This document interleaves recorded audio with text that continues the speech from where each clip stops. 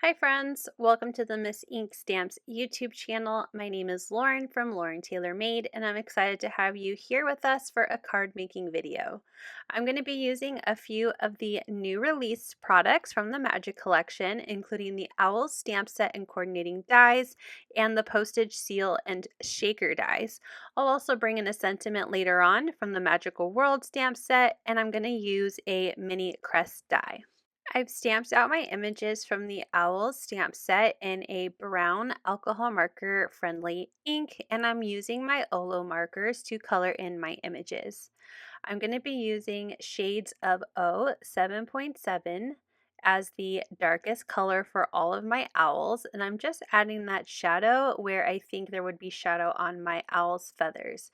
So where their body tends to have some shadow, and then at the base of their kind of tail feathers, and then the top of their wings. Then I brought in the next shade, 7.3, to have a mid-tone to my coloring, and then the lightest color I'm bringing in 7.1. So I'm using that lightest color to completely color in my owl. There is quite a big jump between the different shades that I have here, so I will bring back that mid-tone and just extend that darker color into the lighter just to give my owl a little bit more of a blend when it comes to my coloring. Once I'm happy with how much I have on the feathers of my owl, I'll bring back in that lighter tone and color in the face. And then I'm going to bring back in the darker tone to color in the beak and its claws. After that, I brought in R0.2 just to add a soft little cheek to my owl. I like giving my critters pink cheeks. And then brought in the darkest shade to add a little bit of stippling and fun detail to the owls. And I did that for all of my owl images. For the letters, I'm using YO 2.0 and R 1.5 to color in the seal. I didn't do any shadowing or blending of my images for the envelopes. I just kept things really simple. Now, I really like the brown ink that I use for alcohol marker coloring, but it's just not as vibrant as I really want for this card. So I'm going to bring in Pinecone VersaFine Clear ink, and I have left my stamps in my MISTI, so I'm making sure my paper is right back in that same corner when I first stamped them, and I stamped the VersaFine on top of that. And you can see how it adds such a deep, vibrant line to the images. The reason why I don't stamp with that to begin with is because it's not an alcohol marker friendly ink, so I wouldn't be able to use my Olo markers with them. So I did that for all of my images. I even stamped out 10 more letters and colored them in. So I have 11 total, and those are going to be what fill my card. Using some red cardstock and the largest of the wax seal dies from the Postage Seal and Shaker collection dies, I went ahead and die cut the red cardstock to create a faux wax seal. I'm bringing in some blending brushes and distress inks in Lumberjack Plaid and Black Soot. So I'm starting with the red and adding some shadow to this red cardstock, but it's just not quite as deep enough in creating a shadow that I want. So after I get a layer of that Lumberjack red, I'm going to bring in that Black Soot just to darken it up a little bit more. I'm creating what I think looks like a shadow to the wax seal, so I wanted it to look real, so it has a little bit of a shadow and gloss to it, and I'll show you how I add a little bit more faux shine with a white gel pen when I'm all done assembling the card. So I'm layering my pieces together. So sorry, I'm a little off camera here. I'm just making sure I like how the shadow is placed. They do need to line up perfectly in my two pieces. So I'm trying to get my shadows to be similar on the same side, this smaller piece and the larger piece. And the reason that I cut the circle out of one of the kind of wonky shaped pieces is because when you use a wax seal, you're actually pressing into the wax. So I wanted the circular part to look like it was indented when it comes to layering my pieces together for the wax seal. I cut a piece of beige cardstock down to A2 in size, so 4 1/4 by 5 1/2, and then I'm just cutting a triangle out of the other piece that I have from cutting my shape. And I did that by creating a score line at half of 5.5, so at 2 3/4. And I went up about an inch and then used that end of the score line to be the point where I would cut my triangle point.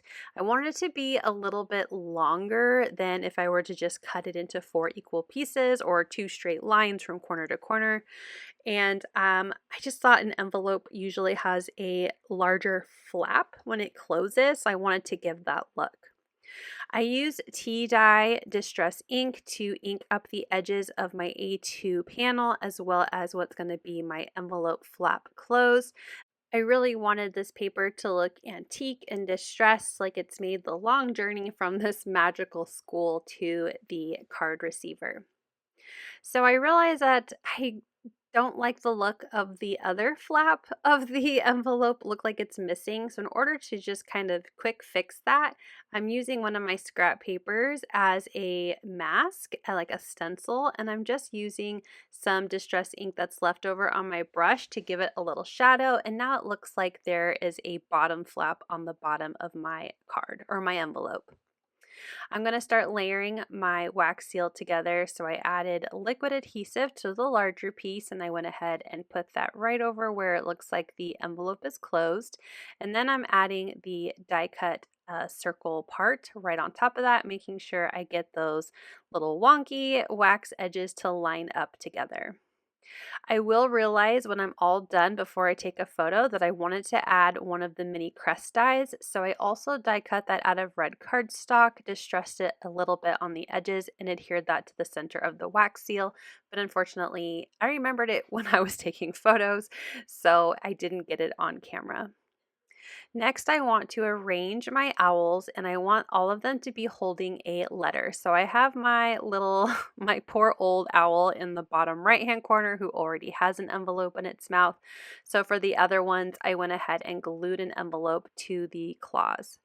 The rest of the envelopes I'm just scattering around the card, and once I was happy with a layout, I have my sentiment stamp just kind of waiting to be stamped. I know I'm being very daring by not stamping that first, but I went ahead and glued down all of the envelopes that are not being held by an owl.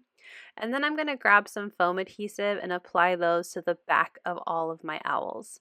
So once I get plenty of foam that they're going to be stable, I'm going to peel off the release paper and attach those to the card front. After I have all 4 of those owls in place, I'll go ahead and grab my ink and a clear block so I can stamp my sentiment. I also have my card base ready to go. It's an A2 side folding card, but I've rotated it to be horizontal.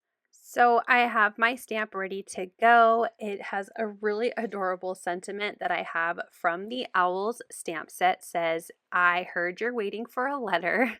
I just think it reminds me of the scene in the story where there is a young boy who is trying to get his acceptance letter, and there's just a bunch of envelopes flying around, and that's the vibe I was trying to get for this card. I used my adhesive to glue this card down to my card base, and then I used a white gel pen to add some highlights to my owls and envelopes. And here you can see I'm using it to create a little bit of a waxy, glossy shine by just giving it a few little highlights around the center of my wax seal. So here's a close-up of how it looks. Again, in the final picture, you'll see one more addition. I do also stamp on the inside from the Magical World stamp set that says "Have a Magical Day," and you can see those pictures over on Miss Ink Stamps social media and blog. Thank you so much for joining me today. I hope this brought you some inspiration. Thanks for watching. Happy crafting. You can find everything I use down below in the description box, and you can watch even more inspiration here. Bye!